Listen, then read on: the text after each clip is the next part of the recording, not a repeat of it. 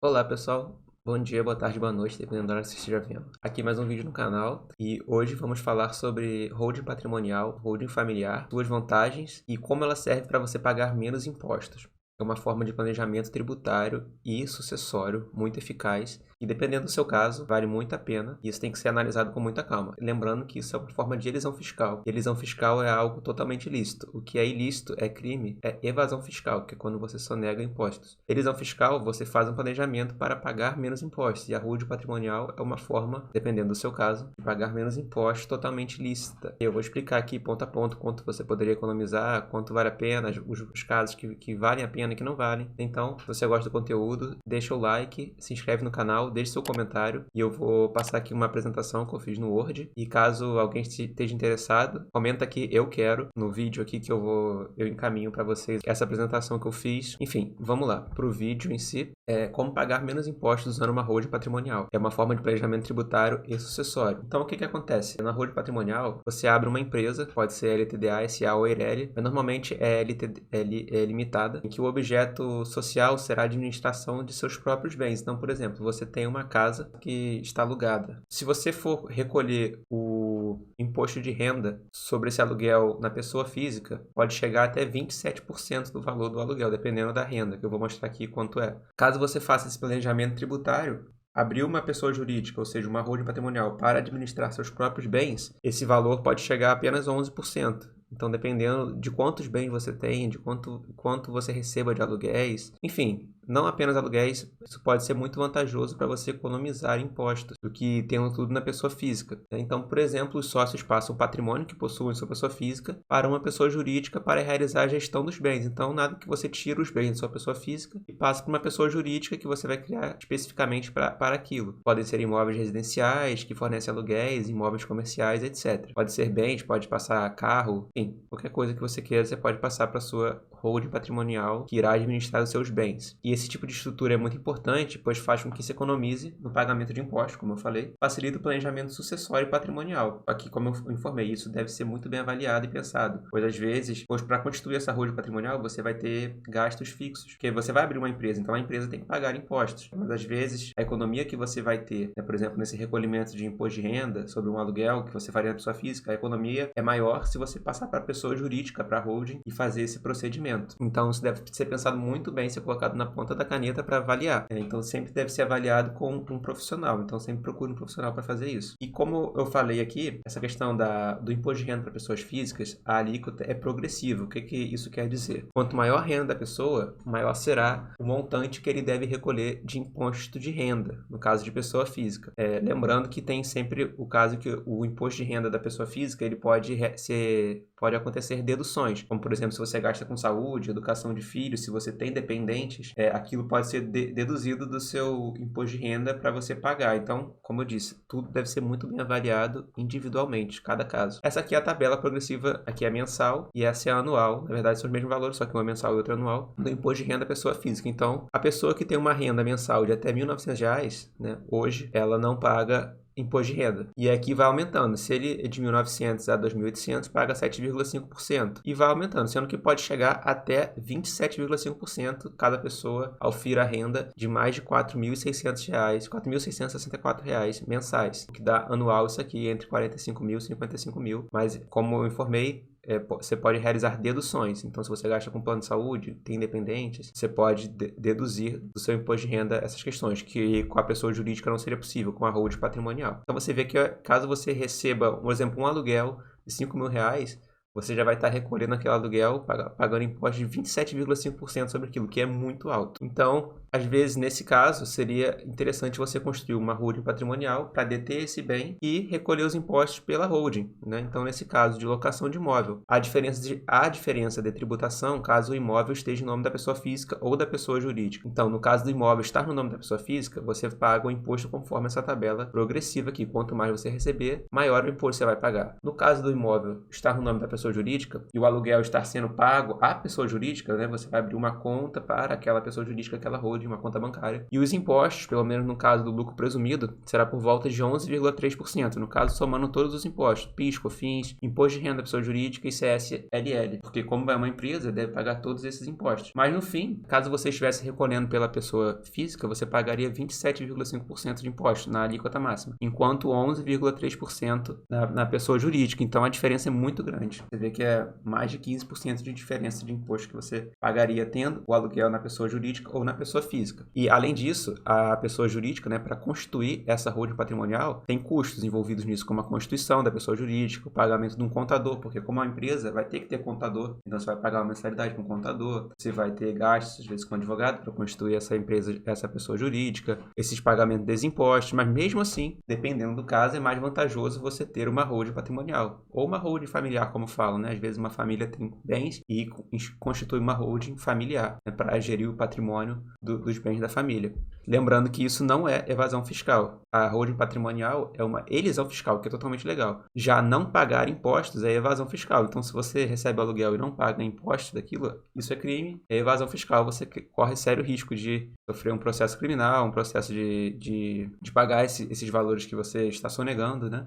Então, o importante é você estar conforme a lei. E esse caso de locação de imóveis, né, como eu expliquei, e o outro caso seria também da transferência da titularidade dos imóveis. Então, caso você venda, você tem uma casa, você faça a venda dessa casa, você também tem que pagar o imposto sobre o ganho de capital que você tem ali. Se a casa está no nome da sua pessoa física, você vai ter que pagar um imposto, tem um tipo de tributação, enquanto na pessoa jurídica é outro. Então, no caso de alienação de bens, que seria a venda, em que há ganho de capital. Caso você possua um imóvel na pessoa física em que o preço de compra foi R$500 mil e você vendeu depois por 600 mil, o seu ganho de capital foi de R$100 mil.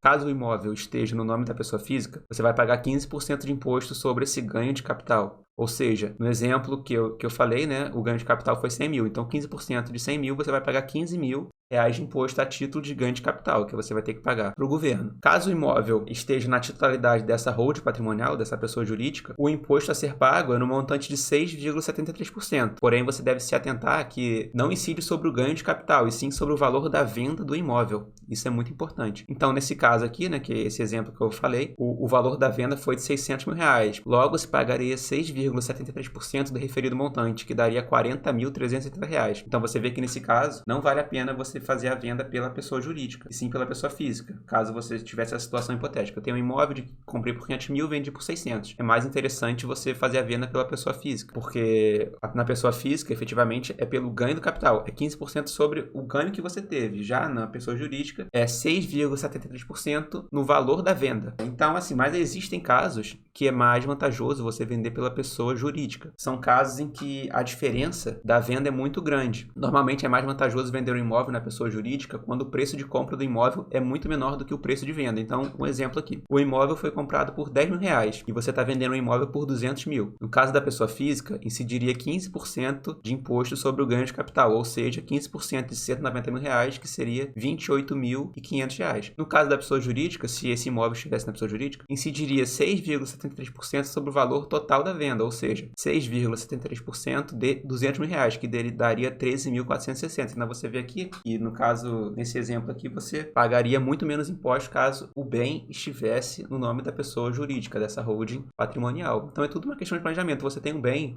às vezes, se você comprou ele muito barato e ele está valendo muito, teve uma valorização, se você quiser vender ele, não vale a pena você vender pela pessoa física, e sim pela jurídica. Você vai pagar menos, mas às vezes você vai pagar menos pela pessoa física. Então, é tudo uma questão de pensar antes de fazer qualquer coisa, né? Um planejamento tributário e patrimonial. E sucessório também, como eu vou falar. E isso é importante ressaltar também que a Constituição do Brasil, no artigo 156, parágrafo 2º, inciso 1, instituiu imunidade tributária de TBI. E TBI é o imposto de transmissão de bens imóveis, é um imposto municipal, no caso de integralização do patrimônio de pessoa jurídica. Então, você tem a pessoa física, você na sua pessoa física tem um imóvel. Como que você faz a constituição dessa pessoa jurídica, essa holding? Você vai integralizar o capital com o imóvel que você tem. E a Constituição confere imunidade tributária, ou seja, você não paga impostos nessa integralização. No caso, o ITBI, você não vai pagar o imposto municipal, que é o Imposto de Transmissão de Bens Imóveis. Esse aqui é o artigo da Constituição, ele fala isso. Não vou ler aqui para vocês, mas quem quiser pausa e leia. Mas o que isso significa? Em linhas muito gerais e com as devidas peculiaridades, porque existem julgados no STF, não há incidência de ITBI, o Imposto de Transmissão de Bens Imóveis, quando você passa o bem da sua pessoa física para uma pessoa jurídica, integralizando o capital social dela com aquele bem. Ou seja, é uma imunidade tributária conferida pela própria Constituição, pois a Constituição teve o objetivo de promover a abertura de empresas,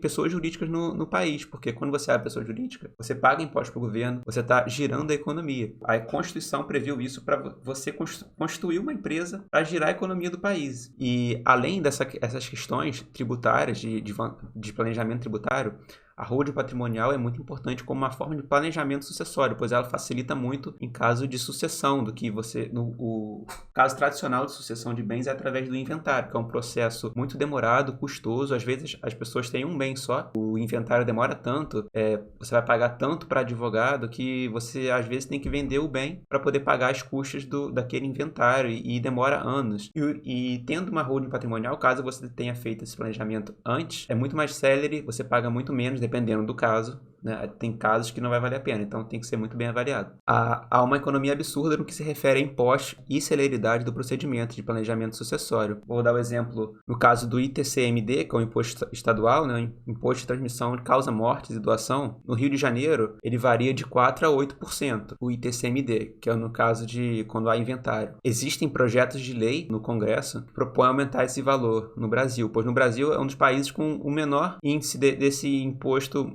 mundialmente. Nos Estados Unidos, por exemplo, às vezes esse valor chega até 40% do patrimônio. E no caso de inventário, o procedimento de sucessão mais comum, sem a holding, né, caso você tenha o bem na pessoa física, o ITCMD terá como base de cálculo o valor de avaliação de mercado dos bens. Então, a casa vale 1 milhão no mercado, você vai ter que pagar o imposto sobre 1 milhão. Então, você vê, além de tudo aquilo, pagar as custas judiciais, pagar advogado, né? Já o ITCMD, no caso da holding, se você tiver essa pessoa jurídica, holding patrimonial, a base de cálculo para a doação, você vai fazer a doação dos bens, será o valor declarado no imposto de renda. Então, a pessoa jurídica faz a holding e lá está o valor da compra do bem. E é um valor muito menor, porque às vezes você comprou há décadas atrás. Então, você vai pagar o ITCMD com a base de cálculo do valor que está no imposto de renda. Então, no imposto de renda você comprou por 100 mil, hoje vale 1 milhão. Você vai pagar o ITCMD sobre 100 mil e não sobre 1 milhão, que é o valor de mercado. Normalmente, é sempre menor do que o valor de mercado do bem. Então, essa é uma vantagem tributária e sucessória de constituir uma holding patrimonial. A segunda vantagem, há sempre uma maior autonomia do titular do patrimônio por parte do instituidor. Sempre lembrando que em caso de herdeiros necessários, há limites legais. Então, no Brasil, você pode dispor de 50% do seu patrimônio para quem você quiser, que seria o testamento, né, através do testamento. E os outros 50% vão para os herdeiros necessários, que são quem é de direito mesmo que vai receber os bens, né, como forma de herança. Então, constituindo uma holding patrimonial, você tem uma maior autonomia para fazer isso. Mas lembrando que você não pode ir contra o direito e tirar os herdeiros necessários. Você não pode fazer uma fraude, constituir uma holding para excluir aqueles herdeiros necessários da sua herança. Eles terão direito a 50% do seu patrimônio de qualquer maneira, né? E se os outros 50%, a pessoa pode dispor da maneira que quiser. A outra vantagem da holding patrimonial é que se previne a ocorrência de litígios que geram longos e onerosos processos judiciais. Como eu falei, o processo de inventário demora muito, às vezes depois tem a partilha, então demora muito. Às vezes ficam anos e não termina. E fazendo a holding patrimonial, isso é um processo muito mais sério. Lembrando que a holding patrimonial tem que ser feita antes da pessoa falecer. Depois que a pessoa falece, tem que ir pelo inventário, se os bens estiverem na pessoa física. Mas a holding patrimonial deve ser feita antes como uma forma de planejamento tributário, patrimonial e sucessório para os herdeiros, né? Ou quem quer que seja incluído naquela holding. Ou seja, a economia de custas e taxas cartorárias, e com certeza de custas judiciais, né? No caso de construir uma holding patrimonial, ao invés de passar pelo longo e demorado processo de inventário. A quinta vantagem, planejar a sucessão é essencial para preservar o patrimônio e a estrutura familiar. Muitas famílias possuem bens e, devido ao processo de inventário ser demorado, litigioso e muito custoso, no final tem que vender, às vezes, um único bem para pagar as custas judiciais, custas de advogado, ficando no final sem aquele bem disponível. Em caso de planejamento prévio, ou seja, com a constituição de uma holding patrimonial, isso não ocorreria. E, além disso, confere maior proteção dos bens da família, daquela pessoa que constituiu a holding contra possíveis credores, porque você confere uma proteção. Então, se você está sofrendo estiver no processo de execução, você tem dívidas, se o bem está na sua pessoa física, é muito fácil o juiz chegar e bloquear o seu bem, colocar para penhora, porque está na sua pessoa física. Se você tivesse um bem na pessoa jurídica, o juiz teria que ir na pessoa jurídica, ou seja, uma camada mais de proteção. Em vez de estar diretamente na pessoa física, ele vai ter que fazer a desconstituição da pessoa jurídica para poder atingir aquele bem. Mas isso vai ter que ser analisado, porque às vezes o bem não é só daquela pessoa, tem outras pessoas envolvidas também na pessoa jurídica. Então é uma proteção a mais que dá o seu patrimônio contra credores. Então é muito importante também como forma de proteção patrimonial. A conclusão que se chega é que para fins de aluguel, normalmente compensa ter uma holding familiar, principalmente se você ofere uma renda muito alta. Para fins de transferência da titularidade de imóveis, depende do caso. Conforme exposto, a maior parte das vezes vale mais a pena vender pela pessoa física, mas depende do caso, tudo deve ser bem avaliado. Para fins sucessórios, a holding patrimonial é infinitamente superior do que você ter os bens na pessoa física, né? Passar pelo inventário, e a holding patrimonial é muito importante para proteger seu patrimônio contra credores. Aqui só uma imagem, que seria a holding. O que pode abarcar na holding? Apartamento, casa, terrenos, fazenda, cotas de empresa, carro, enfim, várias coisas você pode abarcar dentro dessa holding para proteger seu patrimônio, né, e fazer um planejamento tributário. Então é isso, espero que vocês tenham gostado. Mais uma vez, deixa o like, se inscreve no canal, me segue no Instagram também e deixem sugestões de assunto. Muito obrigado, gente, e até o próximo vídeo.